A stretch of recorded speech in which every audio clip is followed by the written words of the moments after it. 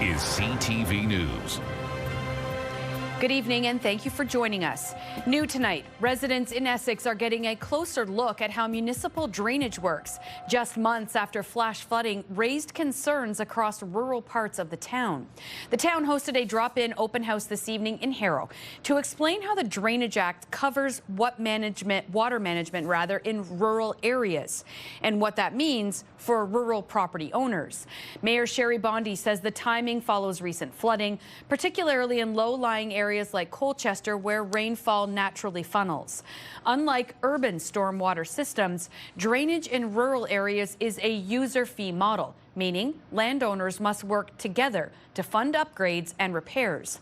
Bondi says council is pushing ahead with studies, subsidies, and infrastructure reviews to reduce flood risks, with more reports coming to council in the near future. One, like I mentioned on Harrow, looking at specific issues in Harrow. We're doing a lot of things all the time, like smoke testing, rain catchers. This will summarize all that for members of the public.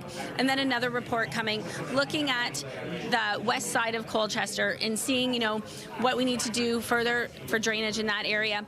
A lot of conversations need to happen because they seem to get, on that side of Colchester, seems to get hit with rain a lot. Also new tonight, an update from Hotel du Grace Healthcare about early success at a new clinic. The Mental Health and Addictions Urgent Crisis Center has been operating 24/7 out of Windsor Regional Hospital since mid-July. In that time, staff have helped more than 1,300 people struggling in our community. The program is for anyone over age 16 dealing with a mental health or addiction crisis, people who cannot safely wait for support in the community. Officials believe this has helped to free up space in the nearby ER. The center is also seeing a big increase in the number of people seeking help for addictions. They helped nearly 400 people so far this year. People coming in before would have to, come back the next day to meet with addictions worker. Now that we've opened our doors 24/7, it allows the individual to stay a warm, welcoming environment, and we can connect them to those addiction services and consults the following morning. Let's go now to the WFCU Center, where the Attack are in town taking on the hometown Spits. Owen Sound would score first until... And it's going to be a breakaway for Davis. The short-handed King scores! And the Spitfires finally take flight. And it was a beauty by Cole Davis. The league leader in shorthanded goals does it again with a backhand beauty late in the second. Then just 17 seconds into the third period, Carson Woodall would bring the puck all the way down and find AJ Spellisy to take the lead. And then Anthony Cristoforo scores the empty net goal to seal the deal for the hometown team. Spits winning tonight 3-1 against the Owen Sound Attack. Well, the crowds at a Spits game are a great opportunity for any local small business owner. So when a local coffee truck thought they had a chance to serve hockey fans, they jumped at the chance and handed over some of their hard-earned money to do it. But as CTV's Sanjay Maru will tell us, it was all a scam. They call their coffee magic, but an opportunity to get their brew in front of more customers turned out to be nothing more than a trick. It was like a shock. No way. It's something that hits you a bit. On October 27th, the owners of Montanero's Coffee received an email appearing to come from a Windsor Spitfires official. The message offered a game day spot, first as a one-day showcase, then as a full-season vendor, promising big crowds and new customers. The sender requested a $500 fee, saying they could not tour the location until payment was made, warning spots were limited. So we were okay, let's do it. So we transferred the 500, a copy of our insurance, and get everything done for him. The sender, identifying themselves as Spitfires official Steve Horn, confirmed payment was received on November 8th. Then communication stopped. This past Monday, the owners emailed the contact listed on the Spitfires website and received a response that left them shocked. Reading, quote, "Thanks for bringing this to my attention. Unfortunately, this was not myself or any member of the Windsor Spitfires that sent out this email." The owners say the experience has taught them to think twice and verify any business deal before moving forward. If we was in Colombia, unfortunately, if we got this kind of emails, we will check it out before, right? Because you say, okay, maybe it was a fake. It's fake. But it's Canada. We believe in people here. In a statement, the Windsor Spitfires say they would never enter a vendor agreement without a prior in-person meeting, and legitimate communication would only come from the team's official email domain. The bank was able to block the involved credit card, preventing any further loss to the local small business. There are too many other ways to have money instead of hurting people. But I feel grateful because it's a way to learn. Sanjay Maru, CTV News. The town of LaSalle is banning off-road vehicles. Farmers in town had been complaining about people riding an ORV over fields and destroying their crops. The town has new bylaw now banning the vehicles on roads, sidewalks, trails, and in public property without permission. Late-night riding also banned from 11 to 6 a.m., except for farming or snow clearing. It also gives police more power to enforce and issue fines. If you're planning a trip across the border this U.S. Thanksgiving weekend, expect company. The folks at the Windsor-Detroit Tunnel are bracing for a busy weekend. Between a Wings game, a sold-out Lions game, Black Friday, the Pistons, and holiday events on both sides of the border, traffic is expected to be heavy coming and going to Canada. Although overall traffic is down from pre-pandemic levels, big events always ramp up the cross-border traffic. It is probably our second busiest 3-day stretch of the year. When the Blue Jays are in town, that's busiest. But U.S. Thanksgiving, also super busy. It's not just Canadians going to the U.S. to celebrate U.S. Thanksgiving or the Lions. It's also a lot of Americans that are going to come here to celebrate with family and friends. And, you know, their U.S. dollar still works pretty well over here. So you're still seeing a decent amount of travel both ways. The weather this weekend leaves no doubt fall is over, winter is here. With a Weather Network winter outlook, here's our Chris Campbell. For Windsor, Essex, winter may once again come down to being right on the edge. According to Doug Gillum with the Weather Network, the region sits right along the dividing line between normal and colder than normal winter temperatures this season. But forecasts are leaning cold, especially early on. We expect temperatures to be close to normal, but more likely to tip to the cold side of normal. We do expect that December and into early January will be colder than normal. Gillum says he's more confident about what to expect in the first half of winter. The first half of winter will tip colder than normal. After a couple of fairly mild winters and below normal snowfall last season, this year's forecast points to a more active storm pattern. This winter, it's an active storm track. We are forecasting near normal snowfall, but just to the north, above normal snowfall. But we'll have to wait and see on specific storms. But the potential to see more of a classic or traditional winter than we've seen in some recent years. That puts Windsor in a familiar but tricky spot, often close enough to snow systems to feel the impacts, but not always solidly on the cold side. And for drivers heading outside the region, winter prep may matter more this year. If your winter travel plans take you out of southwestern Ontario, you definitely will want the snow tires, and potentially you'll want them even if your commute keeps you close to home. But for Windsor, it's usually we're marginal, but the potential for a much snowier winter than we've seen in a few years, that bar has been set pretty low. But will Windsor see a white Christmas? Gillum says the odds are better than usual. Our odds are probably around about 50-50, but the combination of a colder than normal December with an active pattern certainly increases our odds of a white Christmas, and especially if you are headed north. The odds are very high to near 100% if you're headed up to ski country. In Windsor, Chris Campbell, CTV News. CTV meteorologist Gary Archibald has your specific local forecast coming up in 2 minutes' time. Then later, another local holiday tradition is on deck. How you can help coming up later on CTV News at 11. CTV meteorologist Gary Archibald joins me now with a first look at that wintry weather forecast. Hi, Gary. Hi, Michelle. Indeed, very cold tonight, very windy still with the special weather statement in place, blanketing much of southwestern Ontario, where it counts for us. Right along the 401 corridor between Windsor, Essex, Chatham can't reduce visibilities with snow squall activity possible coming off of Lake St. Clair. Can't rule it out. The winds sustained in the 50K range tonight through early tomorrow morning, pre-dawn. You might be surprised to see that our daytime high was 10.2. Of course, that came in very early when many of us were tucked away, warm and cozy in our beds just after midnight through to about 1, 2 a.m. It just got colder from there. Our daily average high is now below 6 degrees Celsius at 5.8. This spin of low pressure is textbook.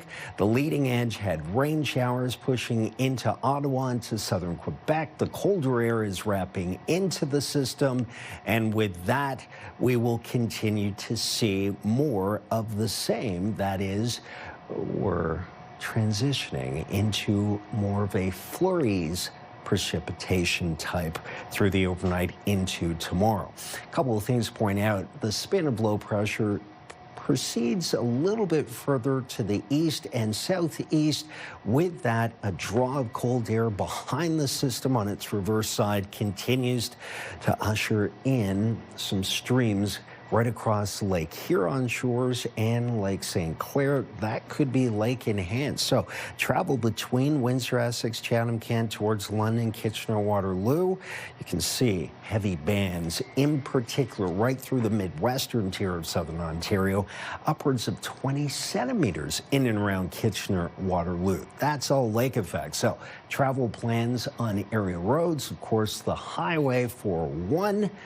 That's going to be an issue if you're headed east over the next 24 hours. The overnight temperature, the low before dawn, -1, feels like -10. Again, the winds between now and, say, 6 a.m. could gust in that 80 to 90 kilometer per hour range. We're looking at very light dusting of flurries to add to the mix. And more of the same tomorrow. We'll wake up and see mostly cloudy conditions, peaks of sunshine. A high is projected of only about +1, maybe +2 in the late afternoon. But the morning is windy and the afternoon subsides a little bit in terms of intensity, but we're still looking at westerly sustained 35 to 40 with gusts about 60. Where do we go from there? Friday, more of the same. Still looking at temperatures just above the freezing mark at +1. Flurries, about a 30% chance. The weekend warms up a bit, but still below seasonal. +2, then +4. Both days gray. Could see a mixture of flurries and rain on Sunday. Fair weather, but cold and below seasonal by about 5 degrees. -1, -1, and -2 Monday through to Wednesday of next week. It is cold and staying that way for the next several days. Ottawa is pushing back on foreign steel. Breaking down the measures announced today for us is CTV's Judy Trin. After enduring half a year of Donald Trump's 50% tariffs, Canada's steel industry is teetering on the edge. Our order books are not being filled up at this moment because nobody's investing. It's such a real perilous time. We must protect our workers and our industries who are most exposed to U.S. tariffs. The Liberal government is introducing new measures to reduce the amount of foreign steel. The countries that Canada does not have a free trade agreement with will face lower quotas. Steel from countries like China, Taiwan, India, Turkey, and the United Arab Emirates will now be limited to 20% of what they sold to Canada in 2024. The government estimates that could boost domestic steel sales by $850 million. Other countries with free trade agreements will be capped at 75% of what they sold last year. But U.S. imports won't be capped. But all American steel products will continue to face 25% tariffs.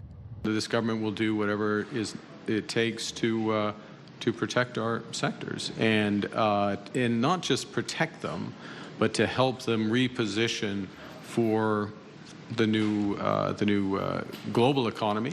The government will also subsidize the cost of transporting steel and lumber by rail across the country. Internationally, when it comes to big defense procurements like submarines, Canada will continue making Buy Canadian a requirement. We will absolutely make sure that there are steel and aluminum and sometimes, depending, lumber requirements, because we need to protect jobs in these tariff sectors. Those were the carrots, but there's also a stick. The government announced it will end remissions or refunds for Canadian companies impacted by U.S. tariffs by January 31st. Mark Carney also said that he spoke with President Trump last night and that he will be headed to Washington next week as part of FIFA World Cup events. Judy Trin, CTV News, Ottawa. We reached out to Barry Zeckelman today to react to this news. He was not available for a long interview, but did tell us in a quote, it's a move in the right direction. As we've been reporting, Zeckelman has been critical of Ottawa for allowing too much foreign steel into this country.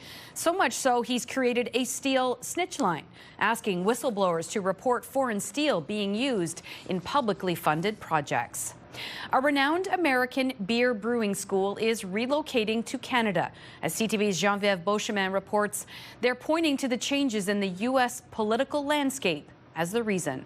This nondescript Montreal address, just a few blocks from the original site of Molson, the oldest brewery in North America, is soon to be home to a prestigious beer brewing school. Since 1872, the famed Siebel Institute has taught the fine art and science of brewing to generations in Chicago. But it has announced it will soon be last call in the U.S. Siebel issued a statement pointing to changes under the Trump administration. Recent regulatory changes in the U.S. have made it much more challenging for many of our international students who have become the majority of our student body to attend classes in person. To many in the brewery scene in the U.S., the loss of Siebel, woven into the history of Chicago, is heartbreaking. But it truly is just a Chicago institution. And, you know, if you talk to brewers of the modern era, not just in Chicago, but across the nation, it really is the place where people go and learn the trade. So that's where we actually brew the beer here? Quatre Origines has been brewing craft beer in Quebec since 2018. On tap from Montreal now, says the president, Michael Dornelas, is a university of beer. Siebel Institute coming to Canada is big news. Essentially, they offer a wide range of education options specifically for this industry. A prominent addition to Quebec's already vibrant scene as knowledge and workers will spill over. I really think it's going to focus a lot of attention onto Montreal as a destination for beer, which the U.S. that's where all the focus is for craft beer. Like, we learned from them. And the move is expected to come into effect as of this January. Geneviève Beauchemin, CTV News, Montreal.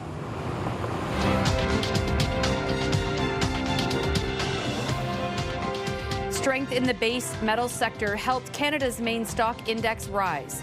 The TSX gained 280 points. In New York, the Dow added 315. The Nasdaq is up 189. The Canadian dollar gained 1/4 cent today. And on commodity markets, gold is up $25 an ounce. Oil added 70 cents a barrel. Hands for a Cause is back for its 22nd year. Join us as we broadcast live from Devonshire Mall. We'll be collecting cash and non-perishable food items for the Society of St. Vincent de Paul. We need your help, generosity, and goodwill. Visit us online for more information. Start your day with the latest local news. By signing up for our newsletter, you'll get direct local content straight from CTV Windsor to your inbox, including top stories, the forecast, and videos. You can sign up at ctvnewswindsor.ca.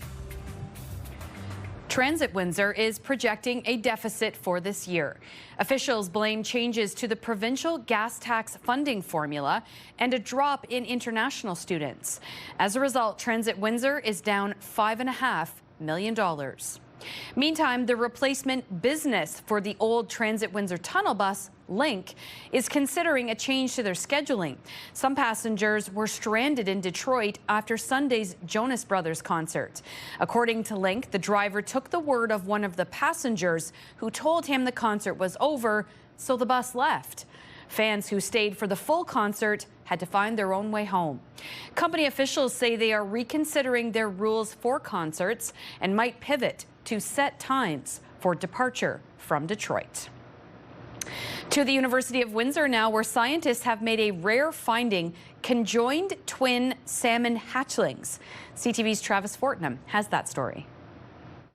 For nearly 30 years, University of Windsor students have been raising and studying fish hands-on here at the Freshwater Restoration Ecology Center in LaSalle. And every so often, they come across something that stops even veteran researchers in their tracks. This year, we came across a very unique gem. We found the twin salmon babies very early on in our research. Conjoined twin salmon babies found by grad students just this fall while sorting through thousands of newly hatched Chinook salmon, a rare developmental quirk that only shows up maybe once in every 10 to 50,000 hatches, and a first for this facility. They were just incredibly in awe of the fact that it survived, first of all, and secondly, they just sort of thought it was incredibly biologically fascinating because it's so rare. The team snapped a quick photo and then put the tiny twins back with the rest of the hatchlings to give them the best shot at survival. Very rare, and also very rare to find one that's still alive and surviving. As for how long they'll make it, Pitcher says they should be okay for now, but their future gets trickier as they grow up. At least through the juvenile stage, but at some point when it runs out of yolk sac, it'll struggle to separate. Still, he says the find has been huge for students. They learned a lot from this. They certainly learned that the health of the fish is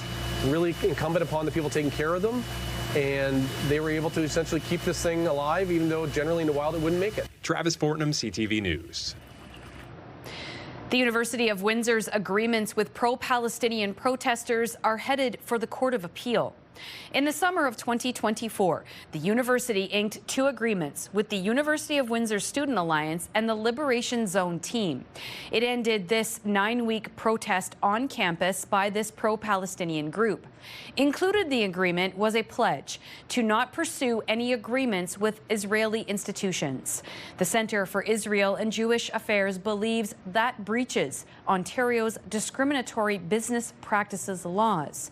Now they want the Ontario Court of Appeal to overturn the decision of the Ontario Divisional Court, which ruled the university is not a business and as such can't breach business practices. A date for the Court of Appeal hearing has not been set. Discussion here at Windsor City Hall. Windsor's top stories. A major project is about to get underway. Breaking news alerts. Severe weather is a possibility. And watch live. Good evening, and thank you for joining us. Download the CTV News app.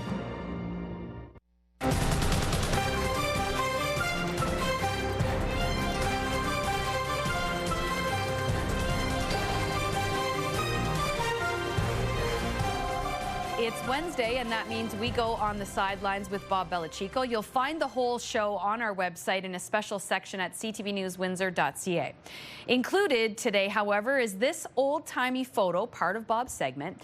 It was posted on social media today by Museum Windsor. It's about the first professional game ever played at the barn today, back in 1925. The first National Hockey League game was played at Windsor Arena a year later. The Detroit Cougars, now known, of course, as the Red Wings, squared off against the Boston Bruins on November 18th, 1926. The Spits were tenants here between 1975 and 2008. Historically significant, but makes it even more special is the Detroit Cougars played their first year at Windsor Arena as they were waiting for the Olympia to be built, and the Detroit Cougars became the Detroit Red Wings. And they're celebrating 100 next year. It's going to be a big deal, and Windsor Arena is going to get some love.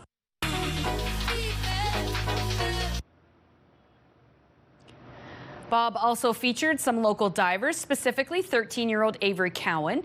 She saw diving at the Olympics and decided that's what she wanted to do in spite of her fear of heights.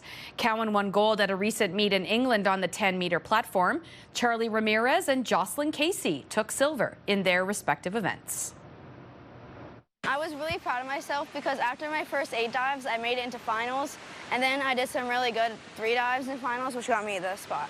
I was really proud of myself. I don't know how I did, but like, I know that there's like improvements that I could have done, but I was really happy. To show everyone that, you know, like not only does injuries set you back, but you could also come back from them. And let's check in one final time on the weather. Here's CTV meteorologist Gary Archibald. Michelle, I think tonight's still blustery, and we're looking at some light flurry activity. The wind chill value about -10 between midnight and 6-7 a.m. tomorrow. Flurries persist through the midday and afternoon, and even by about 3-4 p.m. the winds out of the west sustained at about 35 to 40 km with gusts to 60. Again, the overnight gusts are in the 80 to 90 km range. We're still a bit windy on Friday, more flurries on a mostly cloudy day, about a 30% chance of that.